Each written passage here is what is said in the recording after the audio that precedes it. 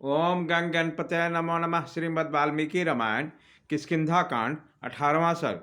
श्री राम का बाली का बात का उत्तर देते हुए उसे दंड का औचित्य बताना, बाली का निरुत्तर होकर भगवान से अपने अपराध के लिए क्षमा मांगना एवं अंगद की रक्षा के लिए प्रार्थना करना और श्री राम का उसे आश्वासन देना। वहाँ मारे जाने पर अचेत हुए बाली ने इस प्रकार विनयाभ्यास, धर्माभ्यास, अर्थाभ्यास और हिताभ्यास से युक्त कठोर बातें कही, आक्षेप किया। तब इन बातों को मौन और वानर श्रेष्ठ बाली ने से श्री रामचंद्र जी से ने धर्म, अर्थ और श्रेष्ठ गुणों का गुण परम उत्तम बात कही। उस समय प्रभाहीन सूर्य, जलहीन बादल और बुझी हुई आग के समान श्रीहीन प्रतीत होता था। श्री राम बोले, बानर, धर्म, अर्थ, काम और लौकिक सदाचार को तो तुम स्वयं ही नहीं जानते हो, फिर बालोचित अविवेक के कारण आज यहाँ मेरी निंदा क्यों करती हो। सौम्य, तुम आचार्यों द्वारा सम्मानित बुद्धिमान वृद्ध पुरुष को पूछे बिना ही, अपने धर्म के स्वरूप को ठीक ठाक समझे बिना ही बानरोचित चपलता बस मुझे ही वहाँ उपदेश देना चाहते हो, अतः मुझ पर आक्षेप करने की इच्छा करते हो। पर्वत, वन और कानून से युक्त ये सारी पृथ्वी इक्ष्वाकु वंश के राजाओं की हैं, क्योंकि वे यहाँ के पशु पक्षी और मनुष्यों पर दया करने और उन्हें दंड देने के अधिकारी हैं।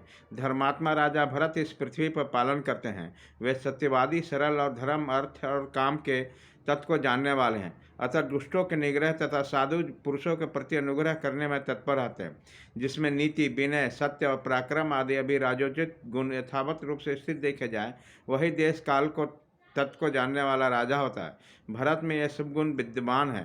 भरत की ओर से हमें और दूसरे राजाओं का यह आदेश प्राप्त है कि जगत में धर्म के पालन और प्रसार के लिए यत्न किया जाए। इसलिए हम लोग धर्म का प्रचार करने की इच्छा से सारी पृथ्वी पर विचरते रहते हैं। राजाओं में श्रेष्ठ भरत धर्म पर अनुराग रखने वाले हैं, वो समूचे पृथ्वी पर पालन कर रहे हैं। उसके रहते हुए इस पृथ्वी पर कौन प्राणी धर्म के विरुद्ध आचरण कर सकता है।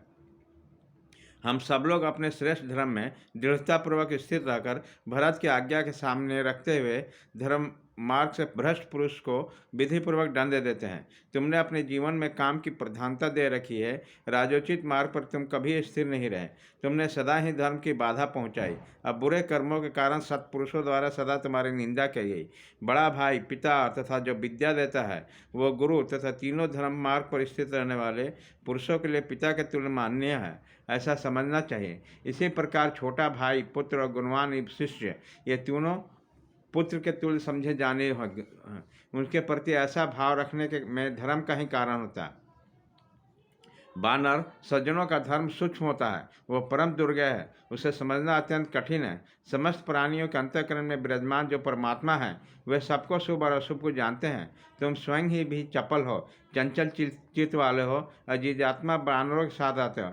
अतः जैसे कोई जन्मात पुरुष जन्मात से ही रास्ता पूछे, उसी प्रकार तुम उस चपल बानरों के साथ परामर्श करते हो। फिर तुम धर्म का विचार क्या कर सकते हो, उससे स्वरूप को कैसे समझ सकते हो। मैंने यहाँ जो कुछ कहा है उसका अभिप्राय तुम्हें स्पष्ट करके बताता हूँ। तुम्हें केवल रोषवश मेरी निंदा नहीं करना चाहिए। मैंने तुम्हें क्यों मारा उसका कारण सुनो और समझो। तुमने सनातन धर्म का त्याग करके अपने छोटे भाई की स्त्री से सहवास करते हो। इस महामाना सुग्रीव के जीते जी उसकी पत्नी रुमा का, जो तुम्हारी पुत्र वधू के समान है, कामवश उपयोग करते हो, अतः पापचारी हो। बानर, इस समय तुम धर्म से भ्रष्ट हो, स्वेच्छाचारी हो गया और अपने भाई की स्त्री को गले लगाते हो।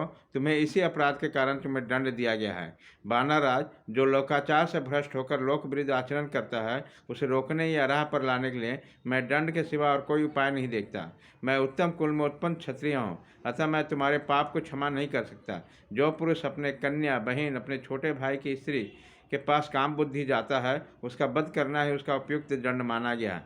हमारा राजा भरत है, हम लोग तो केवल उनके आदेश का पालन करते हैं। तुम धर्म से गिर गए, अतः तुम्हारी उपेक्षा कैसे की जा सकती है। विद्वान राजा भरत महान धर्म से भ्रष्ट हुए पुरुष को दंड देते हैं और धर्मात्मा पुरुष का धर्मपूर्वक पालन करते हैं एवं कामक स्वेच्छाचारी पुरुष के निग्रह में तत्पर रहते हैं।